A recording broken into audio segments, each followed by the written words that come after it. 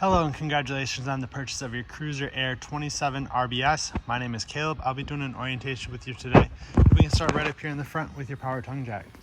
So you're gonna have two switches that are on here. One on the left is your on-off switch for that light there. It's super convenient if you're backing up in the dark.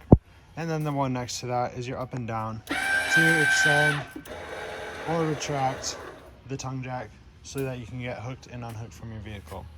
If this were to fail for any reason, you can remove this cap here and down inside there. It's a little difficult to see, but there is a spot that you can manually crank that so that you don't get stuck on your vehicle or you don't get stuck at your campsite. Then behind that, you have your two propane tanks. Right now we have a test tank on here, but your other propane tank is right down there. Just so we can show you some of the propane features later on. But in the middle, you have your regulator. This little lever here points towards the tank you're using. So right now it's pointed towards our test tank. If this test tank or if your tanks when you're using it were to go empty, simply spin that down so it's pointed the other way towards that tank. Behind that is the location for your batteries. You can fit up to 2 batteries on there, and you do have a battery disconnect here as well. That's what this red knob is for. All the way to the right, your batteries are on. If you want to disconnect your batteries, turn that to the left and that'll disconnect them. If you want your batteries to charge though when you're hooked up to shore power or to your vehicle, make sure that this is in the on position. And to the left of that, you have a hookup for a portable solar panel, which will trickle charge your battery. Just plug it in there and set the panel up wherever the sun is facing. Make our way around to the side here. Right here are some stickers with vehicle information and tire pressures, VIN numbers, things like that. You have a couple cranks here. This is going to be the crank for your tongue jack, so you can crank that up or down in case of fail. And this crank is going to be for your stabilizer jacks. If those were to fail, you can put that on the end here and crank those up and down manually. Up here you can see a couple boxes. The one on the far right says inverter prep. This unit is prep for an inverter. It does not have an inverter. And the one on the left says wired for solar. It does not have solar. It's pre-wired for it. Then right here you have outdoor little sink sprayer with this quick connect hose. Just connect that on there. It's flexible and bends. Then you have your city water connection up at the top. That's going to be where you hook your water up for full hookup camping. So run your hoses up through the ground or through the floor. That way you can close your compartment door still. And then you'll hook your hose up here. With the city water connection, I do recommend a water pressure regulator as well as a 90-degree elbow so that your hose has a little bit less stress on it and doesn't want to kink. On the left here is your black tank flush. I'll explain that in a little bit more detail in a little bit. And then to the right is your fresh water tank fill.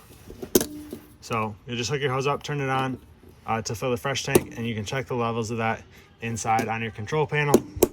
And once that tank is filled, you can turn your water pump on, and that's going to be what creates your water pressure for you. Right down here, you have a slide valve and a sewer drain for your gray tank. It's labeled gray tank right there.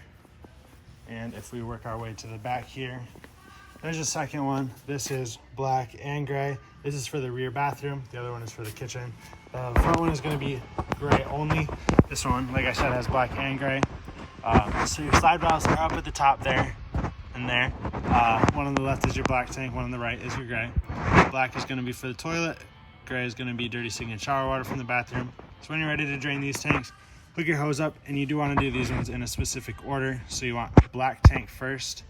You'll pull that handle, let that drain out. Once that's empty, pull your gray, and that gray dirty sink and shower water will help to rinse the black toilet water out of your hose. Once the gray is done, close that, and that's when you'll go up to the black tank flush up front. Hook a hose up to it, turn it on, and that's going to spray directly into your black tank and help to rinse off any solid waste that's left in there. It'll also clean off your sensors a little bit so you can get more accurate readings on your monitor panel inside.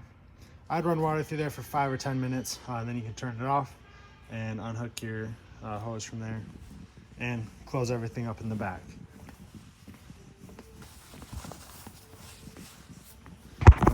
We'll grab the keys for that real quick so we can take a look. But as I work my way over to where the keys are, we can just continue on. In the back here, your 50 amp power hookup hidden kind of behind the bumper a little bit. Just a twist lock cord on there. I do recommend you use a 50 amp surge guard with that, just to help protect the electronics in your trailer. It's a lot cheaper to replace a surge guard than to replace the wiring and electronics in the trailer. In your bumper, you can pull off these end caps and store your sewer hose in there. It's a nice way to keep it out of the way of the rest of your stuff, especially since it gets kind of dirty and gross. You have your spare tire mounted back here. Up top, you are prepped for a Furion backup camera system. And you have your ladder to get up to the roof. The ladder has a 250 pound capacity on it.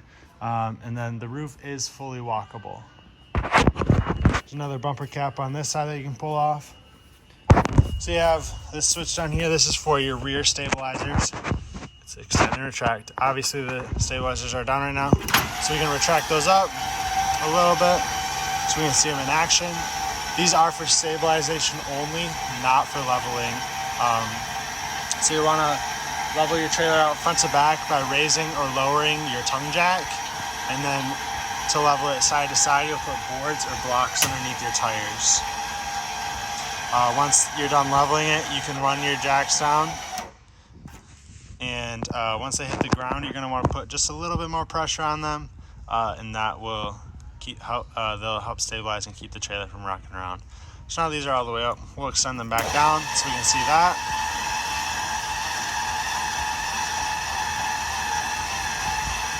Sometimes the foot pad will get a little out of adjustment or out of whack from being stored up, so you might have to, before you run these all the way down, adjust the foot pad so it goes down flat. All right, so they hit the ground. Give just a quick little tap of the button more to extend them just a little bit more, and that'll help to stabilize the trailer. Right next to your door, you have a spot to hook up a leash. It's also got a bottle opener right in there. When you open up the door, we can take a look at the solid steps. So this is what they're gonna look like when you ride and travel down the road. They have this locking mechanism right here. Turn the yellow handle, that unlocks it, and you'll pull it towards you. When you open and close these, you want to be sure that your entry door is open. Otherwise, that's going to hit on your screen door there, and it'll scratch or damage it. And they just set out just like that. Your legs are adjustable on here. There's pins on either side that you can pull out, and then you can raise or lower the legs as you need. And your door closes right over top of it. Don't want to walk past these things. We have your water heater right here. This is gas and electric. Your switches are both going to be inside. Your drain is right down there at the bottom. You got this plastic cap for it. Plastic cap is nice. Other models have use an anode rod, which over time that corrodes. You know, replace every couple of years. The plastic cap, you do not have that issue. Yeah, like I said, it's gas and electric. It's going to heat up fastest on gas. It's slower on electric, but you can run them both at the same time, and that's going to be your most efficient means of heating your water. When you're all done camping or using it, just take your drain cap off, let the water drain out. You don't really want water sitting in there for an extended period of time. That'll get kind of gross and stagnant. And this cap is a 1 1/16 inch socket that you use to get that on and off.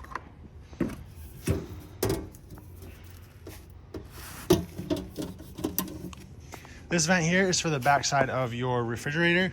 You really shouldn't have to mess with it too much. If you do though, 2 tabs here. Just give them a little turn, quarter turn, and you can pull that out. And you can see there's access to the backside of the refrigerator. And just snap those back in place, turn them, and they're locked. Furnace exhaust vent right there, that does blow out hot air. Just want to be sure you don't block it or touch it or put anything in front of it that could melt. And let's see if I can get this open. There we go. 2 110 outlets outside with the weather cover over top. This is a vent for your freshwater tank, and then you have output for cable and satellite here for a TV if you wanted that outside. And you can see there's a label for a freshwater quick drain. If we look underneath, you have a couple drains down here. The one on the right, that big white handle, that's going to be for the freshwater tank. That's that quick drain sticker. And then there's a red and a blue line next to that. Those are your low point drains. That's the lowest point of water in your water system. You'll use those for winterization. You have the outdoor kitchen area right here. Mini fridge. Temperature controls are up here in the corner. There's the temperature dial right there. And then your pull-out stove with a little travel lock on it. So just pull it out. You can lock it in the out position like that, so it doesn't accidentally slide in when you're using it. Set this up. Just like that. Down below here, that's where you're gonna hook your propane up to, or your gas line. It's gonna go up to here, this propane line. Slide it out of here real quick. This is gonna go and connect down there, and that's tied into your propane system, so it'll draw from your propane tanks up front. Have the other switch right here for your stabilizers. This for the front, these are gonna work the exact same. So extend and retract. Once again, once it hits the ground, just do a quick little tap of that more, so that supports it. And then we have the other side of your pass-through storage. These compartments are held up by these little holders. They got a tab built into it. So you see once it closes it, it latches it in place. Just move that out of the way. Nice and simple.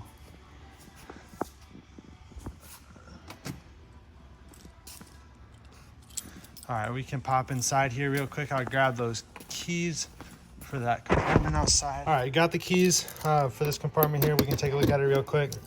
That's gonna be the silver key on here. These gray keys are for the entry door. But as you can see, it's just input for cable and satellite. Satellite on the left, cable on the right. So if you're sitting at a campground that has cable hookup, you'll hook up to the one on the right. If you have a portable satellite dish, you'll hook up to the connection on the left. And this does have a little door here, a little gate in the door that you can run your coax cables through if you have those hookups. But we'll head back inside here, or we'll head inside and we can get some stuff opened up. As you can see, we have the slide out closed right now. This is what it will look like. Pretty tight quarters. Closes off the front bedroom area, unfortunately. But open up our side. We're gonna look to our control panel right here. Right here is your slide out controls. Slide in, slide out. So we'll hold down slide out. And the slide out is gonna start to move.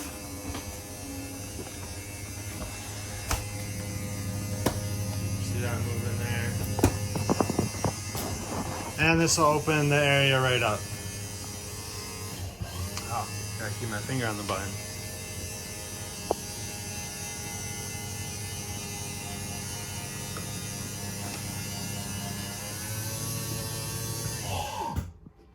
So now that that's fully extended, you can see the full extent of everything opened up in here.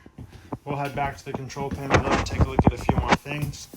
So up in the top left, that's going to be where you check the levels of your holding tanks and your battery. So you push that, fresh, black 1, black 2. It shows on here. You do not have 2 black tanks since you only have a single bathroom. So black 2 is always going to read empty. Then you have gray in your galley tank here. That's going to be the one for your kitchen. That's that slide valve that was towards the front outside. So that's what that tank will read for, and this gray will be for the bathroom. Then you have the switch for your water pump. Just turn it on and off. That's for when your freshwater tank is filled. Then you have water heater on gas, water heater on electric, and you do have tank heaters on here as well. That's a heating pad that goes on the bottom of your holding tank.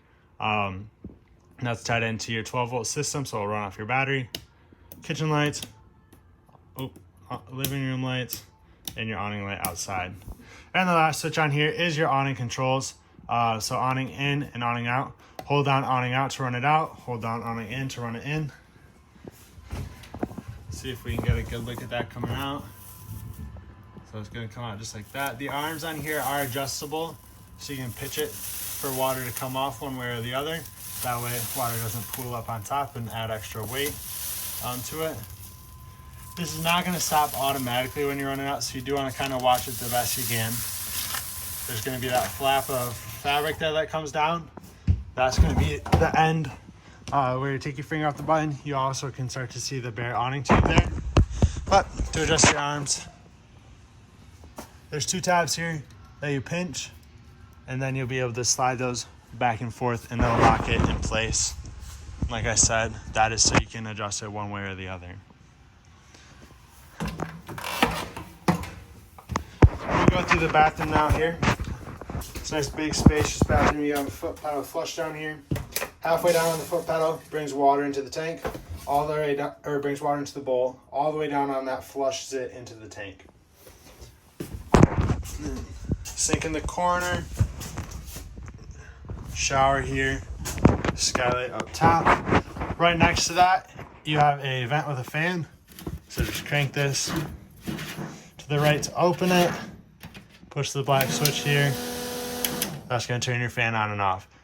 You do want to be sure if it's going to rain that you have this closed so you don't get water inside. And also you want to be sure that it's closed going down the road because you don't want any gusts of wind or anything like that to rip that off or to bend it or damage it. And open the closet here. You have washer dryer prep in here. That's what those 2 outlets are for. That's what that sticker's on the wall for. And you have your water connections there if you were to get a washer and dryer. Right here we have your thermostat. So on the left, just going to turn it on. It's also how you go through your modes. So first speed on it, auto. See if I can get this to focus on it. So you have auto. Then you have AC, heat, and back to off. And you'll use the arrows there to adjust the temperature. For the fan, I recommend you keep it on auto. You can use the arrows to click through and it'll go low, high, auto. Those are your 3 speeds. But with it on auto, it's going to shut off automatically once it reaches the temperature you set it to. In your side out here, you have your theater seating with a little cubby in the middle. These do have power recline as well as massage and heat. You do need 110 power for that to work though. So you hold that down and it's going to start to kick the feet out. There's also a light on it. That is that LED underneath. There's a USB port in there as well. It's kind of hard to show you a massage in a video. You might be able to hear that though. Same thing with heat. That just lights up red for you. And then you hold down close to close it. You have USB chargers in the wall here as well, in addition to the ones that are built into the chairs. And your light switches here, 4 above the chairs and above the U-shaped dinette. This U-shaped dinette does turn into a bed. So you remove the foot of the table from the little holder for it there. You'll unscrew the tabletop right here, turn this to the left, and you'll be able to pick up on the table. Move that foot out of the way. The tabletop is going to set around that ledge, and you'll use the cushions in the back to fill in the gap over the table. And then you'll have a nice extra room for your guests. You do also have storage underneath the benches as well. Up in the bedroom here, you have your exit window. In case of an emergency, take this. You can throw that all the way through there, and then pull the red tab. That's going to pull the screen out so that you can jump out. Hopefully that never has to happen. You can use it for regular ventilation as well. As you can see, this window stays propped open. Just be sure when you close it that this is latched properly.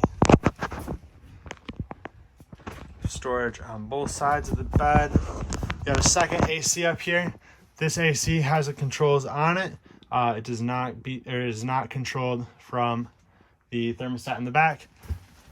So you have a temperature adjuster on the left. See, it goes towards the red. That's not going to be heat. That's just going to be a warmer temperature. And then you can turn that on.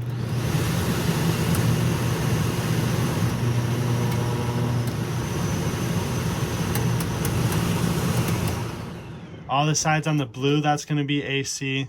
The sides on the black is just going to be fan. You can open up the vents there. Otherwise, there's these vents on all 4 sides that pop out, and you can open those. You have a location for a TV here. There's a sticker here that says mounting location. Just be sure you use a stud finder to find exactly where that backer is. They don't always put the sticker exactly where it is, unfortunately.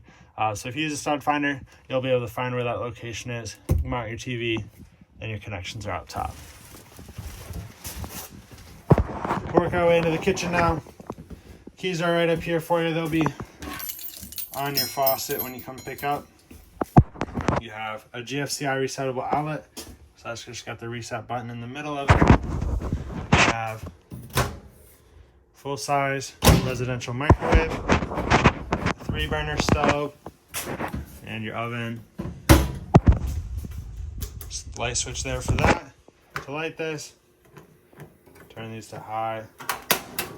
Turn your igniter to the right. That goes to the right only. If you turn it to the left, that's going to break. Once these are on, you can obviously adjust your flame. And then for your oven, you do have to light a pilot light first, but that'll go through your igniter here as well. So you turn this to the flame icon, push and hold this in while you turn your igniter. Once your pilot light is lit, let go of that and set your temperature. Right below that, on the left, you have your carbon monoxide detector. That little green light on there signifies that it's on and working. It does also draw off your battery ever so slightly. So if you're storing the unit, make sure you turn your battery disconnect off so that this does not drain your battery. Next to that is your breaker box and your fuse panel. So all your breakers are labeled here. Your fuses are labeled on the right.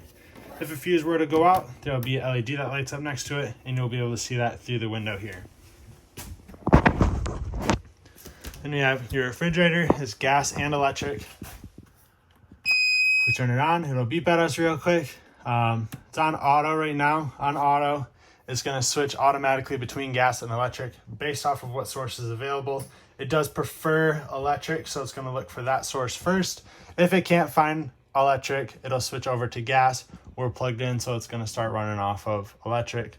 Otherwise, if you want to run it off of gas, oh, now it's on auto. That's lit up. If you want to run it off of gas, push that in, and that button's gonna stick out a little bit further. That's so you can run it off of gas only. If it were to fail to light, this check light will come on, and that'll signify that it didn't light. Typically, the cause for that is your propane is turned off or your tanks are empty. And take a look in the refrigerator here as well real quick. And the last little thing in here is your entertainment center. So you have your TV radio combination. So we'll turn that on here. Takes a second to turn on. There it goes. So right now it's on TV. We probably won't get any channels on either TV or radio here in our warehouse. But if you want to switch to radio, you have this button here on the left. That's going to go through your sources. So we'll see that switch over here. TV, AV, component, HDMI 1, 2, and 3, Bluetooth, and FM radio. So once that goes to FM radio, it's going to pop up with the radio dial here to tune that. Go through that. We'll see if we pick up a station in here. Not looking like it. Maybe.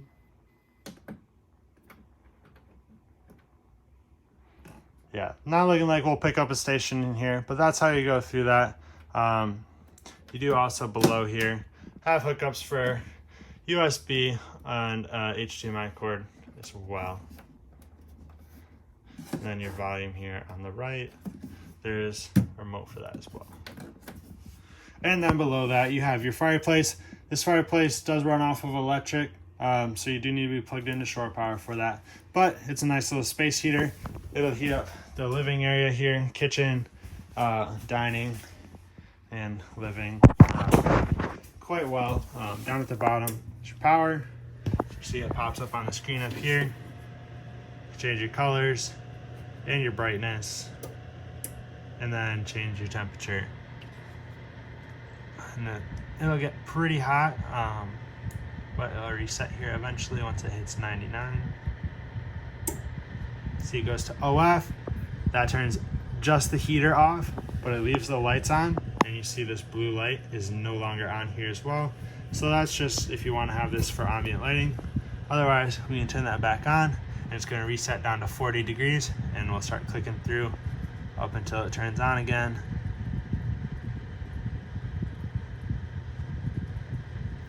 I'll have to get pretty warm.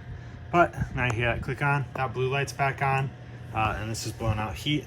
It does blow out heat only through the little vent register in the middle, so the glass doesn't get hot. You can touch the glass and you'll be fine there. Just be sure to avoid that vent register. But that should be everything. We'll take a look here in the closet actually real quick. You can see this access panel is removed, and we can see the back of the water heater, so you can open and close the bypass valves there. That's going to be for winterization. You can also see that that's insulated very well. Otherwise, you have a good amount of storage in there. So that's going to be everything for the inside here. I want to thank you for purchasing it at Tarrytown. We appreciate your business, and congratulations.